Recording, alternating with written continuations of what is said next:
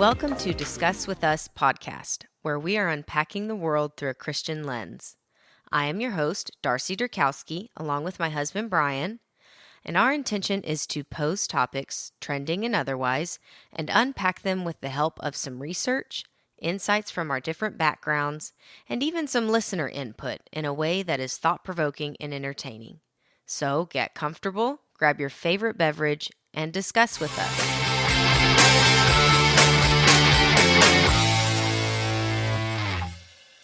Welcome back to another episode of Discuss With Us. Darce, how you doing? I'm doing well, but I'm a little exhausted from storm prep.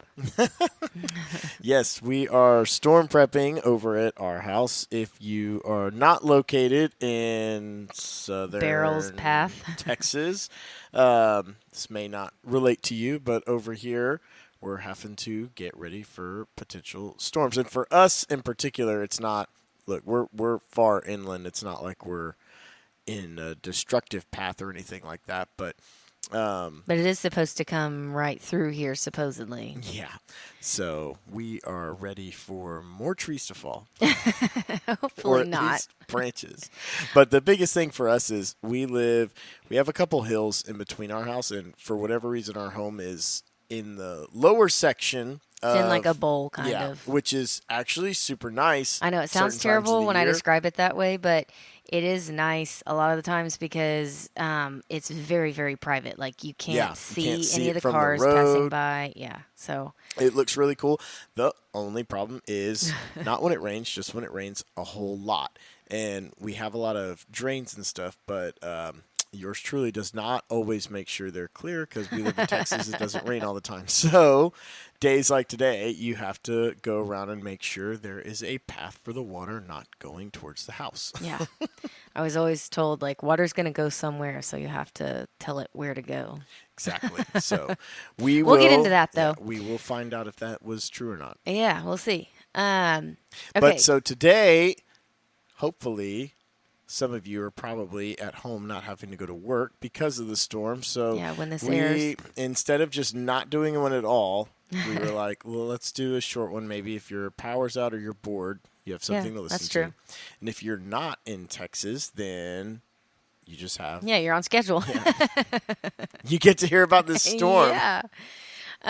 So we're going to talk about storms. True to us, we're talking about what we're discussing in our house. Everyone put your meteorology hat on. Yeah.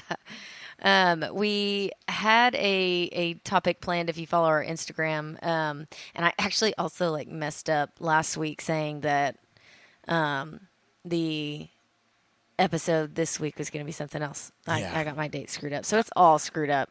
But anyways, we had a guest that we are going to have on. We just couldn't get the schedules right. So left us with, we'll get that one in here in a few weeks. You got to learn to be more non-committal like me and just don't tell people Well, what's I think coming. people like to see a little bit about what's coming. And it helps me personally. But so that left us with a little blank here. And like I said, true to us, we're going to just talk about what we're discussing, which is storms. Super interesting. Yeah, well, I hope so. Don't be a doubter. So I wanted to start off because of where we have grown up and lived. We have experienced, at least in some capacity, a lot of storms. Yes, it does storm here. And so anyways, we have experienced a lot of storms or wild weather in general. Yeah. Especially recently. That's the one thing about this part of Texas. Like we always say, we don't get showers. It's either torrential thunderstorms or a hurricane or it's a drought. And lately the wind has been just... Yeah, even in normal storms. Now, maybe we're just a lot more... in tune with that, yeah, with all with the trees we have. I don't know. Maybe there was a lot of wind back in the day too, but if nothing else, we have more branches on the ground. So yeah, true. So with that, I guess we just have lots of experiences with storms and different things over the years. And for me, at least, it's been impactful. So I have lots of memories associated with storms. Okay. funny and good ones, and then also scary. So I wanted to share those and you to share yours. Okay. I only have one. Oh, okay. Well, one that I can think of. Well, maybe as I start sharing some, Yeah. it will make you think of some. So, um, we didn't lose power often. We supposedly are on that. Everyone says they're on I that know, same I know line. that like hospital line or Yeah. whatever. We didn't lose a lot of power, but we did. It stood out when we did, I guess, in my mind. And so I remember sometimes like having candles out, and we would play board games or poker or something. Oh. Yeah. But not too many of those instances. And as far as anything flooding, there was, our house was pier and beam. It was Yeah. fine. So we didn't have a lot of that. And like our road would get washed out. I Yeah. do remember one time, and I was older when this happened, but like our road flooded, like Like onto all the way. 1155. Yeah. Oh. So we couldn't, Well, you and, it and was it all downhill. drained, quickly. But I do remember that being like, oh, okay, no, we're here. We also are always had, well, I say always, not always, but most of the time we had like some version of a camper or an RV bus or something that, if we did lose power, we'd go stay in that. And I do remember staying a few nights in that, waiting Oh, for the okay. power to come back Yeah. on. So it wasn't bad. And my dad was always is still a prepper in a lot of ways, and so we were typically prepared, and there was never really a lot that was scary about it. There are some funny stories. Okay. One time, Olivia told me to share this one, and I was like, "This is pretty gold."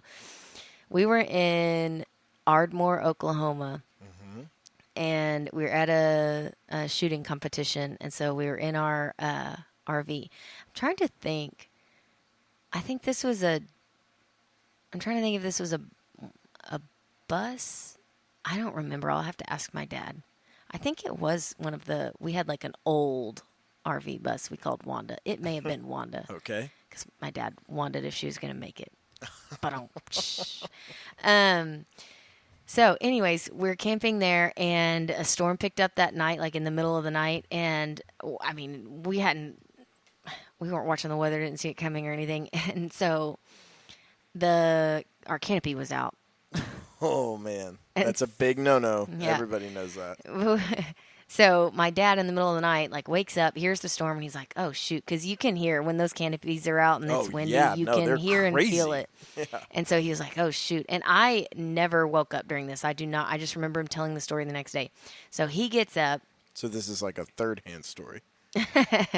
So he gets up and in his underwear, goes to the door, opens it, and goes to. This was not. This was before you had the Automatic button, ones? the automatic one. And hand crank it. Yep. So he's out there hand cranking it back in, and the wind catches it and it rolls up like with him in it, and he's hanging on it.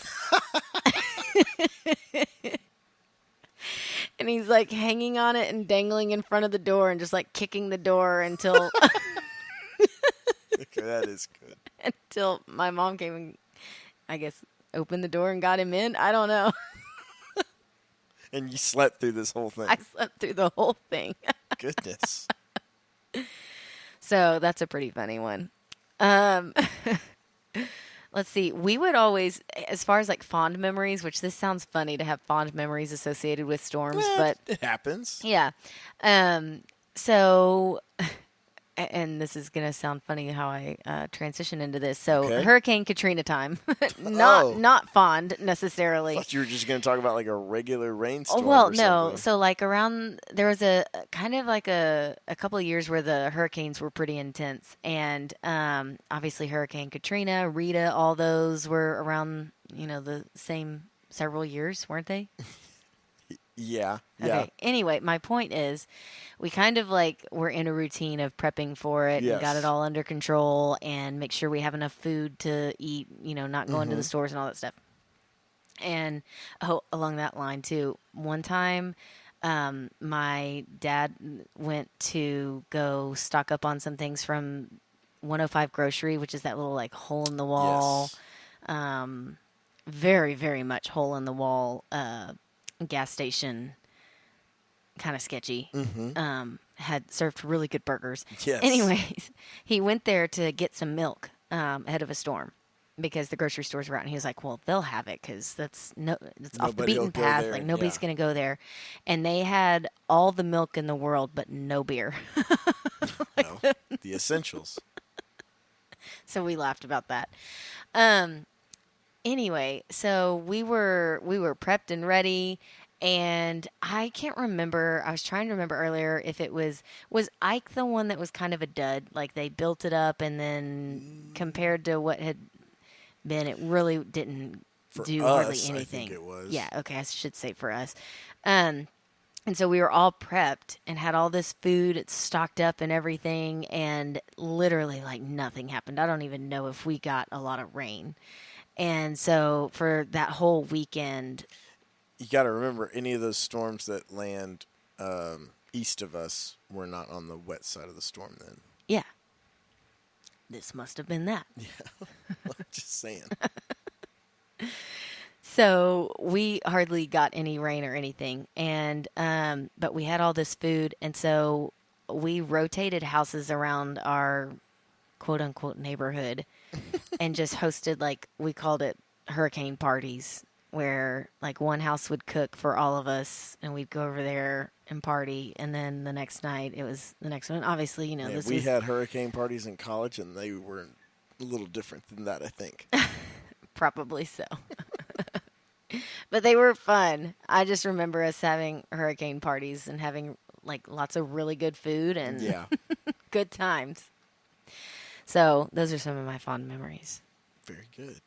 Scariest, I think, for me is I remember, and this wasn't a hurricane or anything like that. There was just a lot of intense rain, and I was driving back to San Antonio where I was working at the time.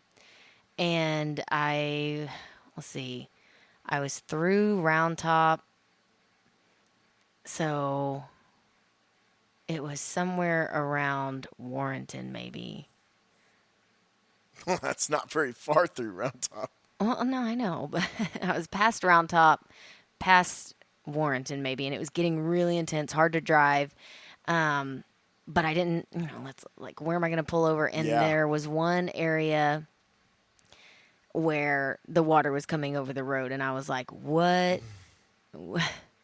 What I even do? Yeah. And so I made it through it, and I made it to that gas station with a store in it.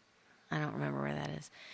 Anyways, I That's parked at there. the end of 2:30. Like, Yes, yes. So I made it through all that. That was made the it to worst part. LaGrange. I made it to LaGrange and parked there in the gas station, and I was just like so relieved. I was freaked out when I was driving through all that, and I made it to the gas station and stopped. Because that was the thing. As I was driving, I was like, I can't even stop here. That's not going to do me any good if the water's coming over the road and there's like no place to park. There's no Right. good place to pull off. Like I didn't know what to do. So I made it to that gas station and sat there for a while, just kind of riding it out. And then I got a cool picture on my phone. Probably like it was when like panoramics first Oh, came out yeah. on the iPhone, and I did a panoramic photo of the storm, and on like one end of the photo it was like completely black, like looked like nighttime, and on the other side of it, just broad daylight. By the time you panned over, like you could just see the Yeah, we get break. some. I even feel like today, when it first started raining, it was like once it was done, the sun looks different. yeah. But that was kind of the creepiest stuff scariest thing I went through, I think. What about you, Brian? I the only one that, and I think it's probably the same storm. I think that was the Memorial Day Yeah, one, they called it. I think We had it the was. Memorial Day and the tax day, and all in the same year. Right.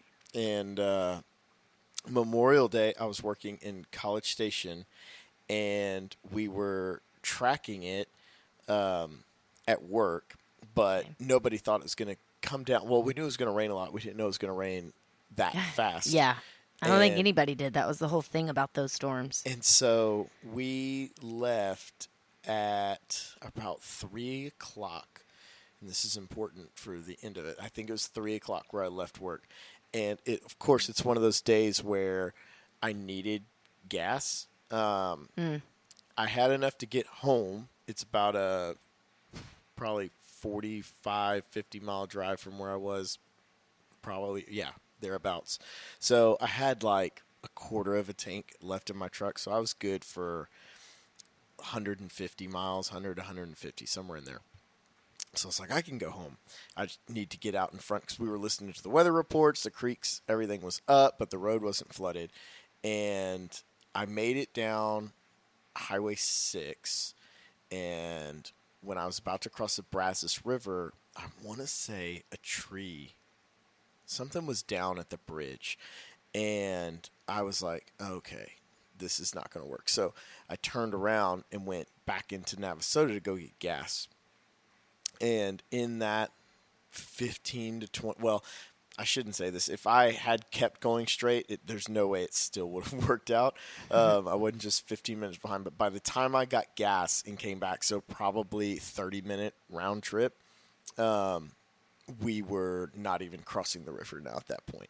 So this is one tidbit for storm prep if you're in a vehicle. Yeah. Fortunately, I've always subscribed to this because I was prepped because we grew up in the country. So if I left the house, I always had at least one pair of clothes to change into, like everything, just because you never knew where the day was going to lead you. Like, if you needed to go, so if you were in pants, you needed a pair of shorts. If you're in shorts, you need a pair of pants. You don't know what you're going to run into, right? And so at the time, I happened to have, the clothes weren't really a big deal, but I always had like waters and stuff like that. Yeah. And I was always big on that. And so I ended up, so like I said, I left work at 3 o'clock, and I think I made it to Brenham around like 4 in the morning for that like 45-mile drive. Because you got stuck before the bridge, right? Yeah, and we ended up, so on that road on 105, there's the river, and then 1, 2, 3, 4, I think, 4 like pretty large when it rains a lot, creeks that you have to drive over. And they have small bridges, obviously. Every single one of them flooded. And what would happen is we were in this. It actually ended up being a fairly enjoyable ride home because you ran into a bunch of people that you either halfway knew, because everyone was going to Brenham. Yeah. Or most people were. So, I mean, we would be half a mile backed up, and everyone would get out of their vehicles and walk to the next crossing. It felt very Oregon Trail in real life. And there was like a horse that got out. We helped catch the horse up. And then you'd wait for like an 18-wheeler to come the other way and kind of gauge. Yeah, forge through, see if they made it. Because, I mean, look, I had an enjoyable time. There were people that were getting, in other parts of the road, having difficulty, getting cars swept away and stuff like that. But we kind of all banded together, made sure nobody was on anyone's tail, because once you're crossing one of those things, you got to keep going. If you stop, that's when you're done. Right. So it was slow going for sure. But I spent the night. I had Netflix on my phone. I had water, some chips, and we plowed through. And then I made it to like Silver Wings it was a little after 3, but then you couldn't get from Silver Wings to Brenham. And so I had to wait till it was like another hour and a half before it finally went down. But that was cool. Like everyone who was trying to get into Brenham was stopped at Silver Wings. It was like the emergency place to go for that side of town. Yeah. And man, it was a heck of a night, but it was an adventure for sure. That was I slept in my truck for the whole night. Like, I'm just sitting here thinking how freaked out your mom must have been. I had called her and stuff, and like there was nothing there was nothing to do. After I made it, so the river wasn't flooded. The Brazos wasn't flooded when I went over it. Although I do think it flooded after. But that wasn't the problem. There was like a tree that fell down. So like they got that, or branch or something that got moved, and we made it past that. And I was listening to the radio, and it was like another highway where all the creeks were out of the banks. And stupidly, I wasn't realizing that was absolutely affecting us too. They just hadn't reported it yet. Yeah. So I was still thinking I was fine to make it home. I had a full tank of gas and everything, so I wasn't really stressed. But there was wind with that storm too. And the first time we came to a stop, like my truck was rocking a little bit, and I was like, "Oh man, is there about to be a tornado?" Like that was the helpless. I was like, "Where do I go?" Yeah. Like, you're just sitting on the highway. Yeah. Just waiting. Sitting duck. And I was talking to other people on the phone when the phones would get through. Like I was on 105, which all things considered wasn't really bad. If you were sitting on Highway 6, I think it was a lot worse. And that was the thing where like my 30 minutes got me bottlenecked on 105 a little more. Like I said, I still would have ended up that way, but I had considered, because of the roads flooding, like, oh, maybe I'll drive Highway 6 all the way down to Hempstead and go across Chapel Hill. And that would have been, I knew someone who did that, and it took them longer to get back because of that. So I was like, made the right decision there. Interesting. I do still remember that flood too. We've had water come in the house one time here after a really steady torrential downpour for a while. Which is funny because through all those, the Memorial Day, Tax Day, Harvey, nothing. So that'll keep your drains clear, kids. Yeah, no kidding. So because of that, we did make the effort today to clear out our drains and dig out some trenches and just kind of put like extra plans in place in case it does start to get close to the front door. Because I don't know if it was like the last kind of torrential downpour. What did you have to go do that night? Oh, you had to do the T-ball draft. Yeah. And you left, and the water was rising, and I was like, oh, my goodness. And so I had to get the squad. They didn't cancel it. No, I know. We found out funny. It wasn't raining. This is where it's always, people where we live always talk about it like, oh, the river throws off the rain pattern. And it must be true because we don't live but 5 miles from town, and it was raining cats and dogs at our house, and I kept wondering, like, why the heck haven't they canceled this thing? And I was texting people on the board, and they were like, no, the draft's still going on. And I got there, and it had rained. It just wasn't raining like it was at our house. But I spent that evening rolling up rugs and stacking them, and outside with my mud boots on and rain jacket. I was soaked by the end of it. I had a shovel. I was digging out. You kept it out though. I did. Lots of help from my brother there, and I think your parents took the kids, so yes, I could do all of that. Yeah, that was a fun one. Not really. So this time I didn't want to be in that scenario. I told Brian, I said, tomorrow I just want to watch it rain. I don't want to be worried about it. So we took some extra steps. But get in the news and watch them stand on their overpasses. Yes. It's the best part during any storm. If you don't live here, get on YouTube and watch it, because every reporter, they just drive around. Yeah. And you see them just driving around in the vans, and then that's always gold. And then B, they will have a sometimes very angry looking person that has to stand. I know who you're thinking of. Right by the the overpasses, and they just stand there and watch if people try to drive through or not. Turn around, don't drown. Yeah. So concerned. Yeah. Yeah. So I want to be able to watch that enjoy. tomorrow. Yeah. So in spending most of our day prepping for this, And knowing we were going to be talking about this for our podcast episode tonight had me contemplating, of course, about like, sometimes like today, the storm has been on, everybody's radar for a while. And so that gives you time to prep a little bit.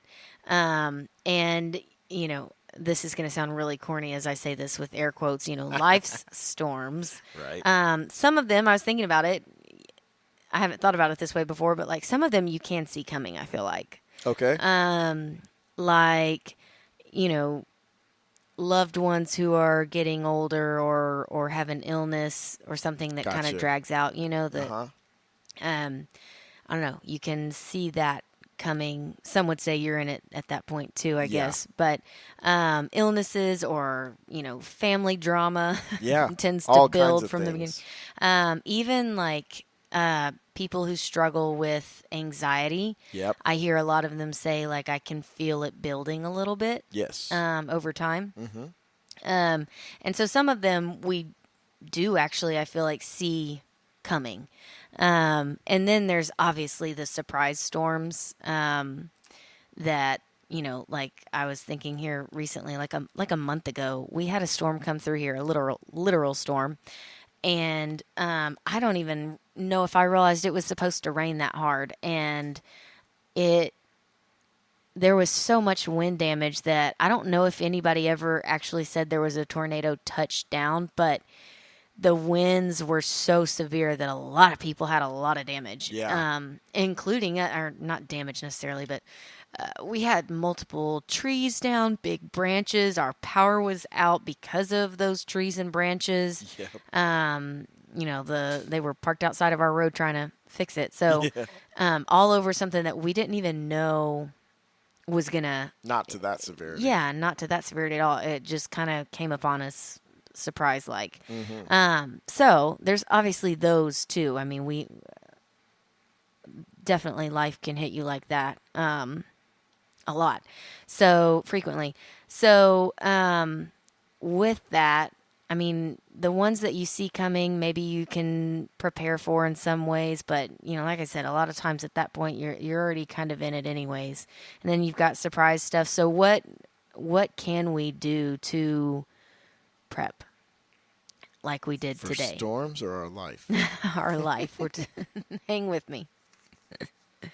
And I think it comes back to, are we on a strong foundation? Of course. And so, honestly, some of the, and again, here's the air quotes, stormier times of my life personally, not literally, but personally, have been those where I'm closest to God. So you have to kind of look at it through that lens. Sometimes I think it's helpful because honestly, I think it's sometimes more difficult to stay as close with God in the happy times because you can get so easily distracted. Yeah, we turn to God when we're in Exactly. turmoil. Yes. So Easier, I should say. yes.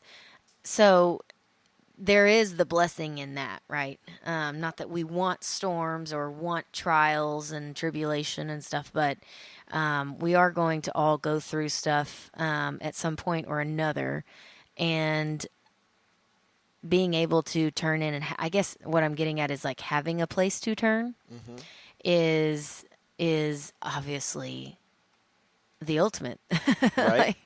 And the any work that we can put in ahead of time to build that strong foundation just makes it easier to weather the storm. One thing that I was thinking about from my grandparents, something that they I won't even say that they've always done it. This was later on in my life. I remember them bringing up it's like a lesson that they had learned almost. Okay.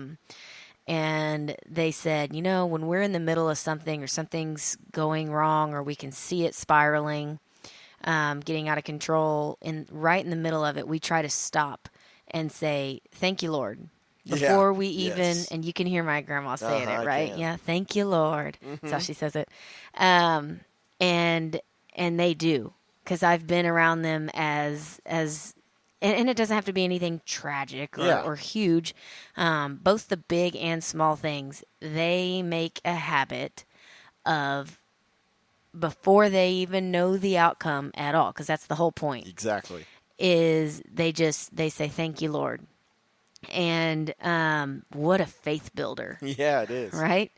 And something that I think centers you in a moment that could be otherwise panicked. Right. And so, kind of my point as far as talking about like storm prepping and stuff like that, how do we prep for life storms, is I think we practice those habits. Yeah, exactly.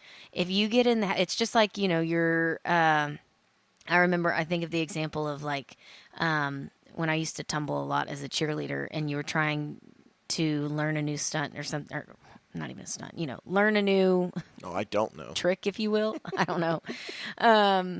Why can't I? Oh, skill. I don't know. Skill's the right word. Okay.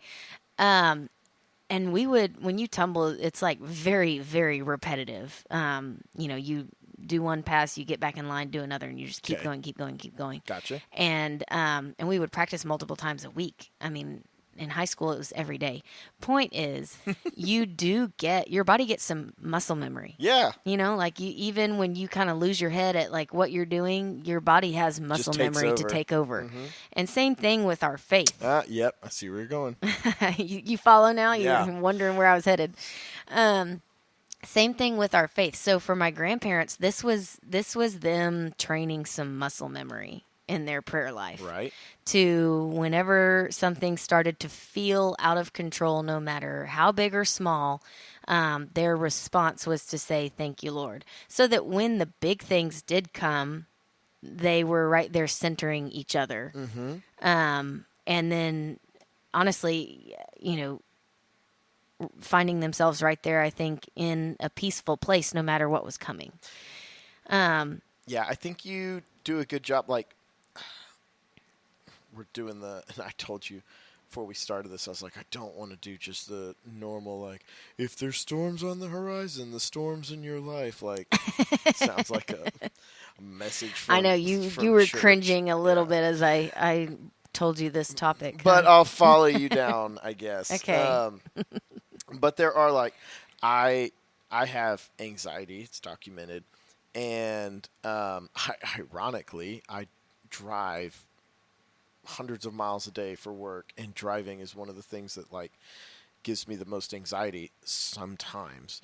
But to your point about the storm prepping and stuff like that, with anxiety and stuff like that, most of the time there's triggers.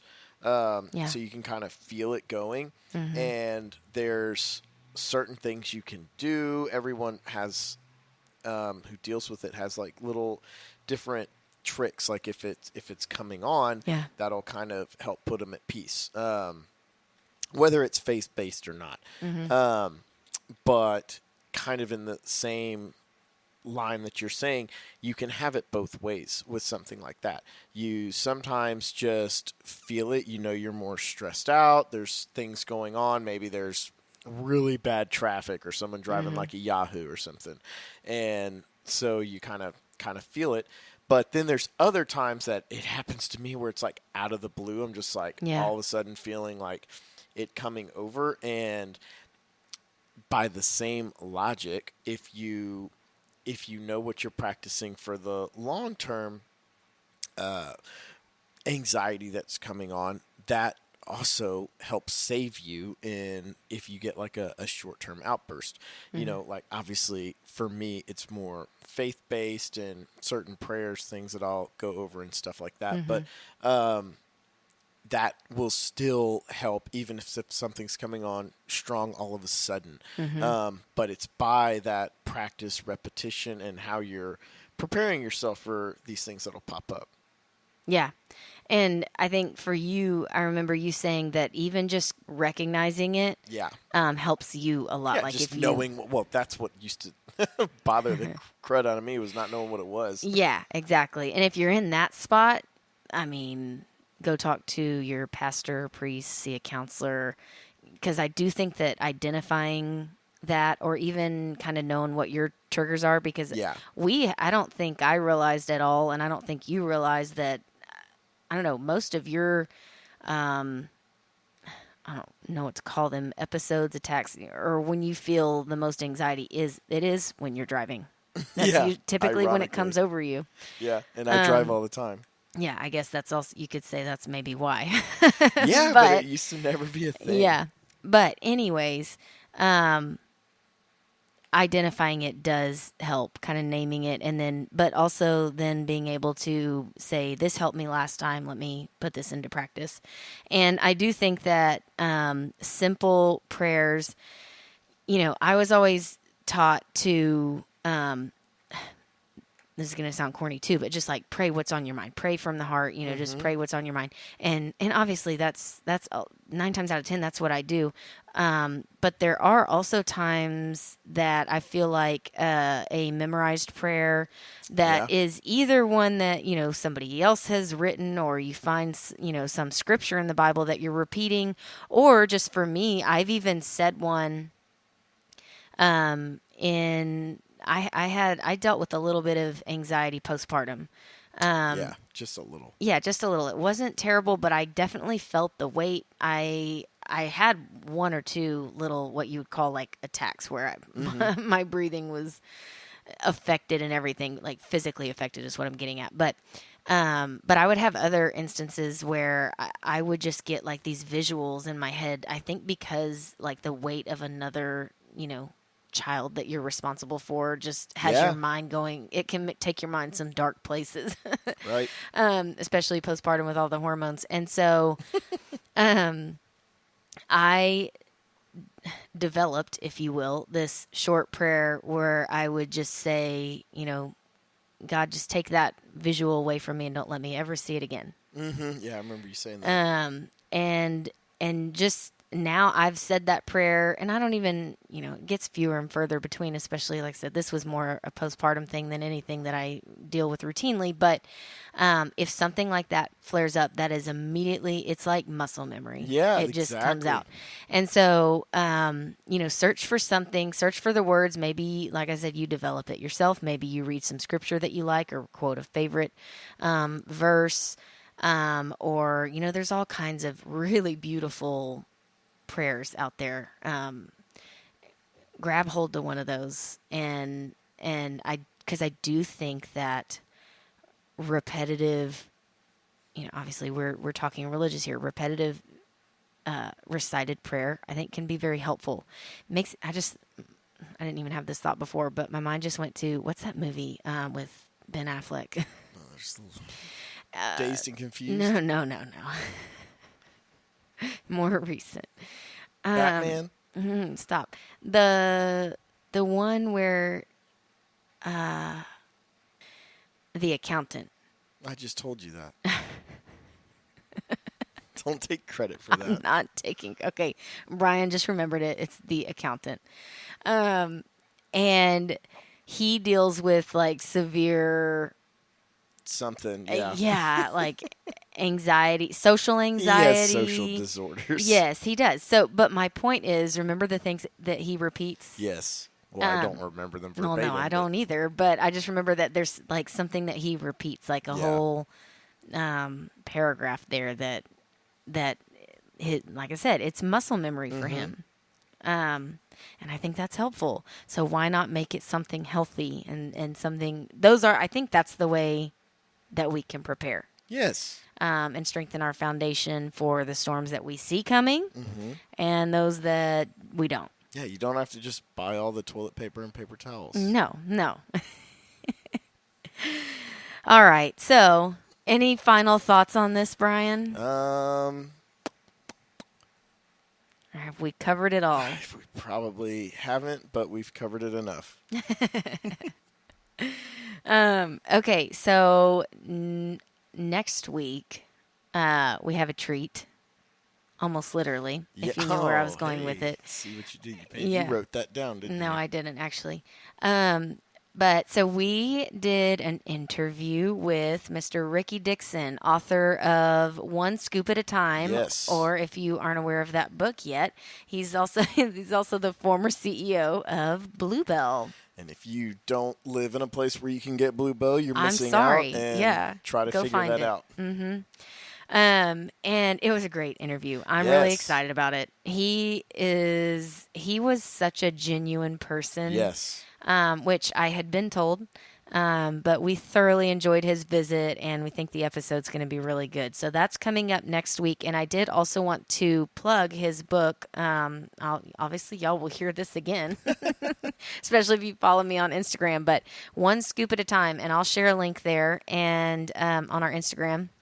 And you can do pre-orders right now. It releases on July 16th. So Yeah, we and are not so far out that you shouldn't go ahead and pre-order. so what is the synopsis of the book? Oh, okay, yes. I wish I had it in front of me, but it's talking about fear and faith through his storytelling. Yeah, and it's like individual. Well, it's a bunch of individual stories, the right? each chapter it all, he's a good author, so it all lines up together. But each chapter is kind of a different story about a different time in his life, and it's very good. So pre-order that. I'll share the link on our Instagram, and those pre-orders are important. Yeah, if you don't know how this works, Yeah, for it's similar. which we didn't know, but No, have started to learn. Like, yeah, it's similar to how, with a movie that's released, its first weekend is basically it determines its yes, success yes, at the box office. So pre-orders do that basically for the book. Not that it can't be successful outside of that, obviously, but it's a big deal. And also on the back end of that, reviews are a big deal. So yes. I want to help out Mr. Ricky, who I think has something really great out there. And I'm going to share the link for you guys to go pre order his book. And then we'll have that interview next week. On top of that, we have a couple of things coming up. Milk and Honey Ranch, the story of that Milk and Honey Ranch will be coming up.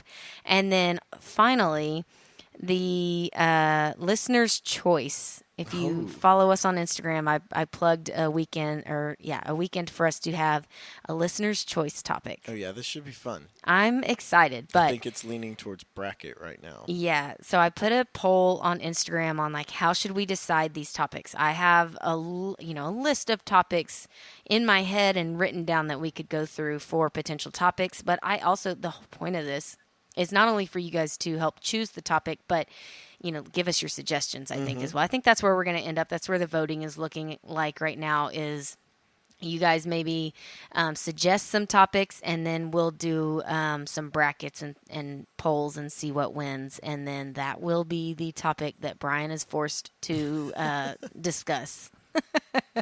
I'll make a bunch of fake accounts and pick what I want to talk about. Oh, Lord, on July 21st. So over the next couple of weeks on our Instagram and Facebook even, make sure you're paying attention on those stories, on any of the posts about that, so that we can have an interesting topic coming up. And that's all I have. Now that we're up to speed here, yes. I didn't know all of that, so I'll have to go back and listen here this week. So hopefully any of y'all in Texas are enjoying this while you track the weather with us. Yeah, this hopefully morning. just some good rain, but nothing terrible. Nothing crazy. Enjoy your coffee, ice cream, whatever you like to do on. Hopefully you have the day off. Yeah. But so while we went off the rails and kind of went with what we're discussing. Coming out, yeah. I hope we gave y'all some entertainment and enjoyment and something to think about. Exactly. Yes. Weather those storms. And there is, look, it's a somewhat overplayed message sometimes, but it does have truth and bearing. Overplayed because it's true too. I know, but I think you did a good job with that. I told you I didn't want to be the one leading the charge there. I would have been way worse at that. You did well. So as we have unpacked preparing for life storms, you go discuss.